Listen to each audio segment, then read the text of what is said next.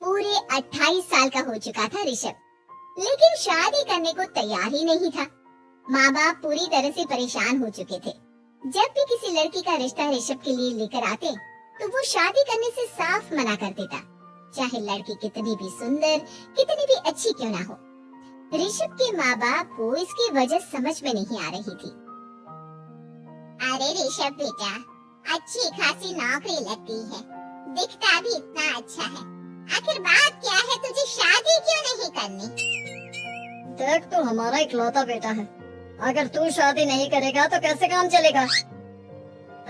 लेकिन मैं शादी करना ही नहीं चाहता, मुझे कोई लड़की पसंद नहीं आती। अरे बेटा, अगर कोई लड़की तुझे पसंद हो तो उससे शादी कर ले, हमें कोई एतराज नहीं है। हाँ ऋषभ बेटा, अब देख, तेरी माँ से भी काम नहीं होता।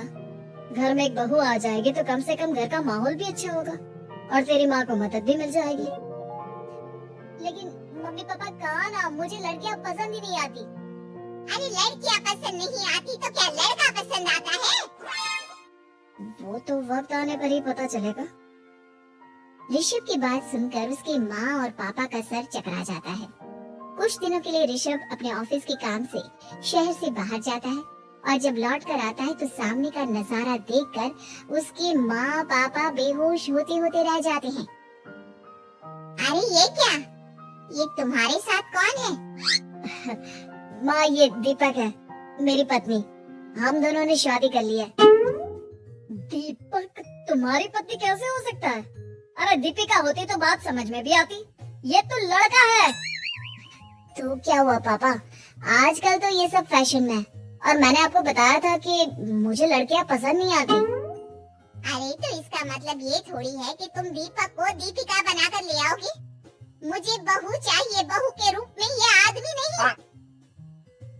लेकिन मम्मी जी, मैं आपकी बेटी से बहुत प्यार करती हूँ, मेरा मतलब करता हूँ। अरे इसको तो करता हूँ करती हूँ का अंतर भी नहीं पता, लेकर जाए इसे वापस। अगर आपने इसे घर से बाहर निकाला पापा तो मैं भी इसी के साथ चला जाऊंगा। मैं ऋषभ के बिना जी नहीं सकती, मेरा मतलब जी नहीं सकता। हमारा जिंदगी भर का साथ है, प्लीज हमें अलग मत कीजिए मम्मी जी, पापा जी। हे भगवान, ये तूने क्या दिन दिखाया? तेरे बेटे को थोड़ी अकल दे दे, लड़के को बहू बनाकर घर में ले आया है। अब क्या होगा? हम दुनिया को क्या मुंह दिखाएंगे? माँ बेकार में परेशान हो रही हो।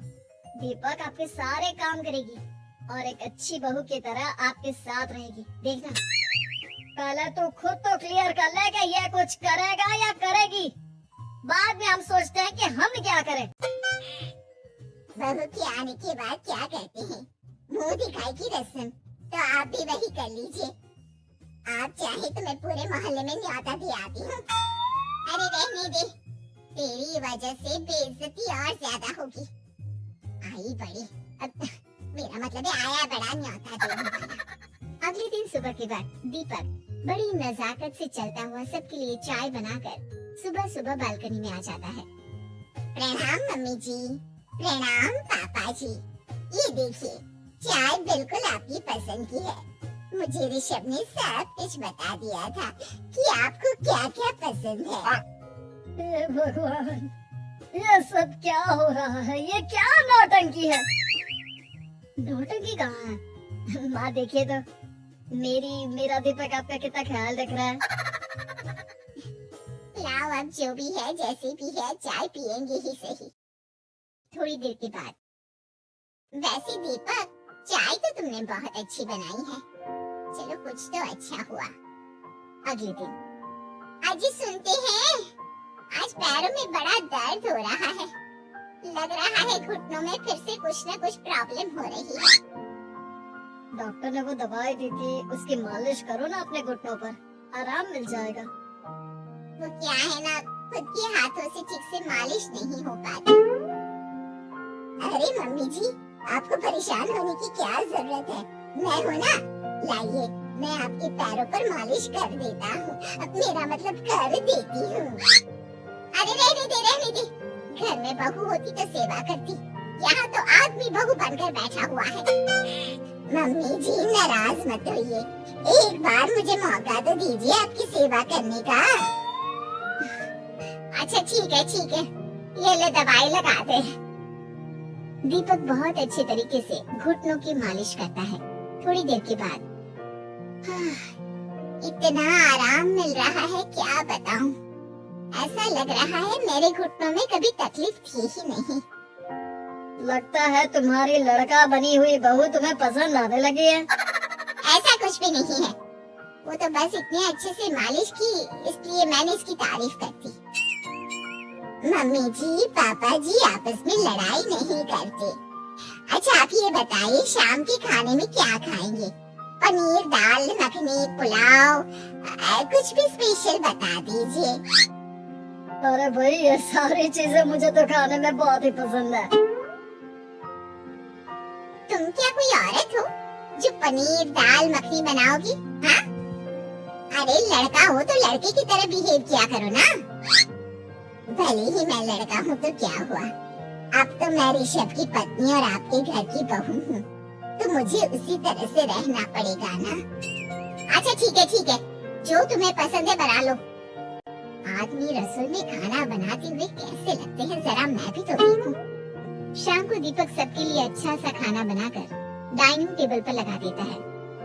ऋषभ ऑफिस से जब लौट कर आता है, सब लोग खाना खाने के लिए बैठ जाते हैं। अरे वाह, क्या गजब का पनीर और दाल मखनी बनाई है। ऐसा जायका तो होटल के खाने में भी नहीं आता। दीपक कितना अच्छा खाना बनाती हो, मेरा मतलब बनाते हो। तुम्हारी इसी अदा की वजह से तो मुझे तुमसे प्यार हो गया। अरे बहुत हो गया, आदमी होकर आदमी से प्यार करते हो। अरे लेकिन कुछ भी कहो, जरा खाना खा कर तो देखो ऋषभ की माँ, मजा आ जाएगा। हाँ वैसे बात तो आपकी सही है, खाना तो वाकई में लाजवाब है। इतना स्वादिष्ट पनीर तो मैंने अपनी जिंदगी में नहीं खाया। कितना अच्छा होता अगर ये दीपिका होती। और फिर अगली सुबह कुछ ऐसा होता है जिसे देखकर ऋषभ के माँ और पापा ना केवल खुश होते हैं बल्कि हैरानी से उनकी आंखें फटी की फटी रह जाती हैं। उन्होंने जो नजारा अपनी आंखों के सामने देखा उसे देखकर उन्हें अपने आप पर भरोसा नहीं हुआ। सुबह का वक्त था, सब लोग बालकनी में बैठकर सुबह की चाय का इंतजार कर रहे थे। तभी रसोई में से एक बहुत ही खूबसूरत लड़की जिसके लंबे लंबे बाल थे और जिसने साड़ी पहनी हुई थी, हाथ में चाय की ट्रे लेकर वहाँ आती है। अरे ये कौन है? रातों रात हमारा लड़की बहू बन गया क्या? मुझे लगता है कोई सपना देख रहा है। इतनी सुंदर बहू तो हमने सपने में भी नहीं देखी। देखा माँ, जादू हो गया जादू। अरे लेकिन ये है कौन? तुम्हारा वो आदमी वाला पत्नी कहाँ चला गया? आपने मुझे पहचाना नहीं? मैं दीपक नहीं दीपिका हूँ। इतने दिन से लड़के के कपड़े पहनकर आपके घर में आपकी बहू बनी हुई थी। माँ ये दीपक नहीं, दरअसल ये दीपिका थी, लेकिन इसे लड़कों की तरह रहने का शौक था और इसे लड़की की तरह रहना मंजूर नहीं था, इसलिए मैं इसे लड़के के रूप में आपकी बहू बनाकर यहाँ ले आया। तो फिर अचानक ही उसका हृदय परिवर्तन और रूप परिवर्तन कैसे हो गया? वो क्या है ना, मुझे बाद में एहसास हुआ कि आप लोग इस बात को लेकर बहुत दुखी हैं कि आपकी बेटी ने एक लड़के के साथ शादी की है, इसलिए मैं अपने असली रूप में वापस आ गई। हमने कोई पुण्य कर्म किए होंगे जो तुम्हारी जैसा, मेरा मतलब तुम्हारे जैसी बहू मिली, इतनी खूबसूरत और इतना ख्याल रखने वाली। भला हो भगवान का कि हमें लड़की बहू मिली है, लड़का बहू नहीं।